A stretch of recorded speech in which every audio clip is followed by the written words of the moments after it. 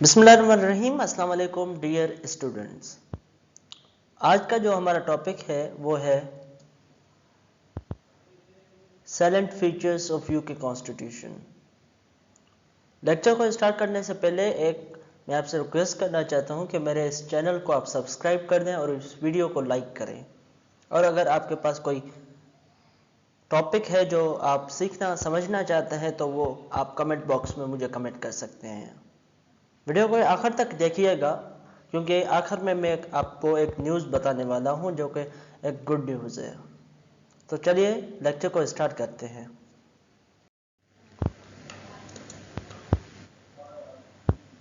UK का constitution का जो पहला साइलेंट फीचर हम यहाँ स्टडी कर रहे हैं वो है अनकोडिफाइड। कि ब्रिटिश का जो कॉन्स्टिट्यूशन है वो अनकोडिफाइड है। यहाँ पे अनकोडिफाइड का मतलब क्या है? अनकोडिफाइड का मतलब है कि वो किसी बुक के शेप में नहीं है। बुक के शेप में क्यों नहीं है? क्योंकि वो मुश्तमिल है कॉन्स्टिट्यूशनल कन्वेंशंस पर। रिटन सोर्सेज भी हैं लाइक जुडिशियल प्रेसिडेंट्स वगैरह, लेकिन कॉन्स्टिट्यूशनल जो कन्वेंशंस है वो भी कॉन्स्टिट्यूशन का पार्ट हैं जो कि अनरिटन है। तो इस वजह से वो अनकोडिफाइड है, किसी बुक के शेप में नहीं है। दूसरी जो हमारे पास एवोल्यूशनरी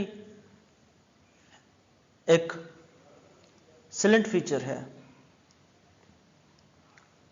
एवोल्यूशनरी का क्या मतलब है? एवोल्यूशनरी का क्या मतलब है?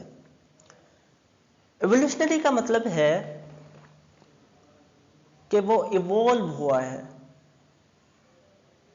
वो किसी पर्टिकुलर पीरियड पे फ्रेम नहीं हुआ, वो इवॉल्व हुआ है। जैसा कि पाकिस्तान का कॉन्स्टिट्यूशन है 1973 में बना और इम्प्लीमेंट किया गया। यूनाइटेड किंगडम का कॉन्स्टिट्यूशन ऐसा नहीं है, वो इवॉल्व हुआ है। उसमें हिस्टोरिकल डॉक्यूमेंट्स हैं। अगर आपने सोर्सेज ऑफ यूके कॉन्स्टिट्यूशन नहीं पढ़ा तो मैंने उस पर लेक्चर दिया है, आई बटन पे जाके आप देख सकते हैं कि वो कैसे एवोल्यूशनरी उसकी ग्रोथ है। थर्ड जो साइलेंट फीचर है वो है फ्लेक्सिबल। कि यूनाइटेड किंगडम का जो कॉन्स्टिट्यूशन है वो फ्लेक्सिबल है। अब फ्लेक्सिबिलिटी का क्या मतलब है? फ्लेक्सिबल मतलब कि जो इजीली चेंज हो जाए, जो इजीली अमेंड हो जाए। यूनाइटेड किंगडम यूके का जो कॉन्स्टिट्यूशन है वो मोस्ट फ्लेक्सिबल है। फ्लेक्सिबल लेकिन मोस्ट फ्लेक्सिबल। इसका मतलब क्या है कि 51% वोट्स चाहिए, सिंपल मेजॉरिटी चाहिए कॉन्स्टिट्यूशन को अमेंड करने के लिए, जो कि मोस्ट फ्लेक्सिबल है। अगर आपने फ्लेक्सिबल और रिजिडिटी ऑफ द कॉन्स्टिट्यूशन मेरा लेक्चर नहीं देखा तो वो भी आई बटन पे जाके आप देख सकते हैं। फोर्थ जो हमारा यहाँ पे जो स्टडी कर रहे हैं उसमें साइलेंट फीचर है वो है पार्लियामेंट्री सॉवरेनिटी। इसका क्या मतलब है कि पार्लियामेंट इज द सॉवरेन। कहीं कंट्रीज में लाइक पाकिस्तान में कॉन्स्टिट्यूशनल सुप्रीम है, सॉवरेन है। यूनाइटेड किंगडम में, यूके में पार्लियामेंट सॉवरेन है। पार्लियामेंट कोई भी लॉ बना सकती है और parliament is not subject to any law. और जुडिशियल रिव्यू का भी कोई कॉन्सेप्ट वहां पे मौजूद नहीं है। Parliamentary system. पार्लियामेंट्री सिस्टम का मतलब है कि जो भी एग्जीक्यूटिव है वो रेस्पॉन्सिबल है, आंसरेबल है पार्लियामेंट को। पार्लियामेंट उससे पूछ सकती है उसके एक्ट्स के बारे में। तो यूके में भी पार्लियामेंट्री सिस्टम है। ये एक यूनाइटेड किंगडम के कॉन्स्टिट्यूशन का साइलेंट फीचर है। सिक्स्थ जो साइलेंट फीचर है वो बाइकैमरल। कि वहां पे दो हाउसेस हैं, एक हाउस ऑफ कॉमन्स, दूसरा House of Lord's.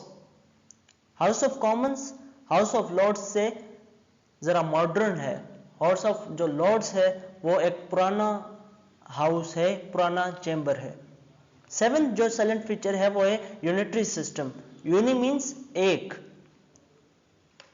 Central government होती है जिसके पास एक्सक्लूसिव पावर्स होते हैं। तो यूनाइटेड किंगडम में भी यूनिटरी सिस्टम है, एक सेंट्रल गवर्नमेंट है। उसके बाद जो एक्ट हमारे पास साइलेंट फीचर है वो है gap between theory and practice. इसका क्या मतलब है कि एक थ्योरी में एक चीज लिखी हुई है और प्रैक्टिस में दूसरी चीज हो रही है।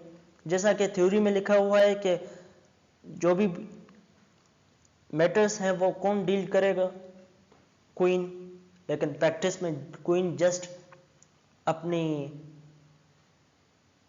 असेंट देती है, बाकी काम जो है प्राइम मिनिस्टर करता है। 9th जो साइलेंट फीचर है वो है मिक्स्ड कॉन्स्टिट्यूशन। इसका क्या मतलब है? इसका मतलब है कि यूनाइटेड किंगडम में मोनार्की भी है, डेमोक्रेसी भी है और एरिस्टोक्रेसी भी है। ये कैसे?